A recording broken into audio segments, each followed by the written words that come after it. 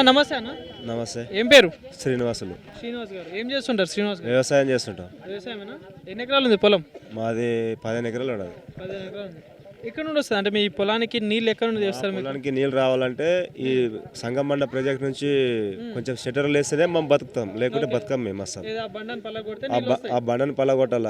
ఆ కెనాల నుంచి మాకు ఈ ఊరికి మొత్తం నీళ్ళు వస్తాయి. ఇటువంటి దాదాపు ఒక 10 గ్రామాలు ఉన్నాయి. ఆ 10 గ్రామాలకు రావాలంటే ఆ బండ పగలగొడితేనే వస్తాయి. గతంలో ఉన్న ప్రభుత్వం ఎవరు పట్టించుకోలేదు. ప్రభుత్వం చేయలేదు. అప్పుడు కాంగ్రెసే ఆ సంగమన డ్యామ్ ని కూడా నిర్మించింది. స్టార్టింగ్ తెలంగాణ రాకముందు కాంగ్రెస్ ఉన్నప్పుడే దాన్ని స్థాపించింది. ఆ డ్యామ్ కట్టింది కాంగ్రెసే. అది వైఎస్ చనిపోయిన తర్వాత ఇక కేసీఆర్ వచ్చిన తర్వాత ఇక అది పనులు అయితే కాలేదు కాబట్టి ఇప్పుడు మళ్ళీ కాంగ్రెసే వచ్చింది. మేము ఇక్కడ సిరియారిని కూడా గెలిపించుకున్నాము కష్టపడుకొని. మళ్ళీ ఇప్పుడు ఎంపీ కూడా ఎలక్షన్లో మేము చాలా గెలిపించుకోవాలనే అవకాశం మాకు ఉంది. ఎందుకంటే ఎంపీని గెలిపించుకునే మనకు కూడా పనులు అవుతాయి, లేకుంటే పనులు కావు.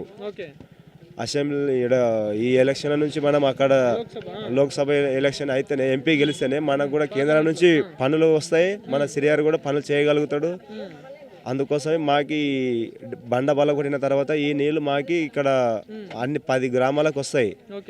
అది షట్టర్లు కూడా కొంచెం ఎప్పుడప్పుడు ఇట్లా యాసక పంటలు అప్పుడు ఈ టైంలో కానీ షట్టర్లు లేపితే కొంచెము 30,000 ఎకరాలు ఉన్నాయి ఈ డ్యామ్ ఈ వాగుపోటి. అవి ఇప్పుడు ఏదైతే ఇక్కడ ఉన్నా మీరు చెప్పినట్టు ఎంపీ అభ్యర్థి కానీ వంశీచంద్ర రెడ్డి కానీ ఇటు చూసుకుంటే శ్రీహరి గారు వచ్చి మీ సమస్యలు తెలుసుకున్నారా మరి దీని గురించి? శ్రీహరి తెలుసుకున్నాడు కాబట్టి మేము మాట్లాడుతున్నాం. శ్రీహరి మాకి తెలుసుకున్నాడు. ఆల్రెడీ షట్టర్లు కూడా లేపని కూడా అంటున్నాడు. నీళ్ళు కొంచెం ప్రాబ్లం ఉంది లేవు కాబట్టి ఆయన కూడా మనం కూడా ఆలోచన చేసుకునవలసింది. కాబట్టి మాకి ఇప్పుడు వంశీచంద్ర కూడా వస్తున్నాడు కదా, వచ్చినప్పుడు మాకి అదే చేసి చెప్పిండు, ఆమె ఇచ్చిండు మాకి ఇప్పుడు అదే మంత్రులు కూడా వస్తున్నారు కదా, వాళ్ళకు కూడా ఒకసారి చెప్తే బాగుంటది. వంశీచంద్ర ఆల్రెడీ చూసిండు ప్రాబ్లమ్స్.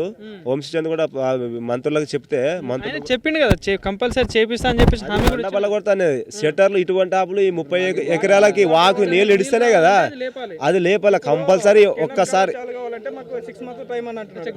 కెనాల కాలువ వచ్చినా కూడా ఇది అప్పుడప్పుడు ఈ ఎండాకాలం యాసక పంటలకి మాత్రం కంపల్సరీ లేపాలి షట్టర్లు. ఒక్కసారి లేపినామనుకో 30,000 ఎకరాలు పంటలు పండుతాయి ఈ వాగుపోటి మొత్తం ఊర్లు. ఇప్పుడు నమ్మకం ఉందా అన్న? మరి ఇప్పుడున్న గవర్నమెంట్ వీళ్ళు హామీ ఇచ్చారు కదా, చేస్తారని నమ్మకం ఉంది. చేస్తాడు. ఎందుకంటే ఇక్కడ శ్రీహరి ఉన్నాడు, కంపల్సరీ చేస్తాడు.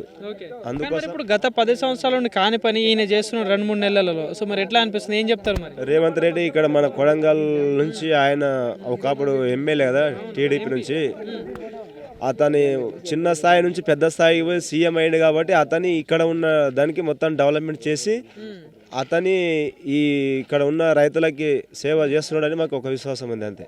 సో మరి వచ్చే ఎలక్షన్స్లో మరి ఎట్లా ఉండే ఏం చెప్తారు మరి? అంటే ఎట్లా ఓటు ఎట్లా ఉంటుంది మీ ఊరు నుండి?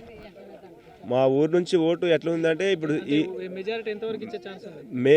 అంటే ఈడ మెజారిటీ ఉంది మా ఊర్లో అయితే దాదాపు 280 అంటే 700-800 పోలింగ్ అయినాయి. ఇందులో మాకు 280 ఓట్లు అన్ని పార్టీల కంటే మెజారిటీ చూపించినాం మేము మొన్న శ్రీహరికి. ఇట్లే కూడా చేస్తాం మళ్ళీ నెక్స్ట్ కూడా.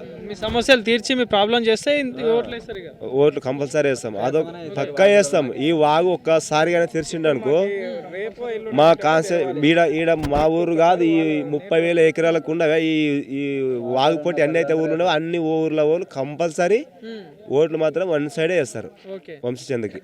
Thank you.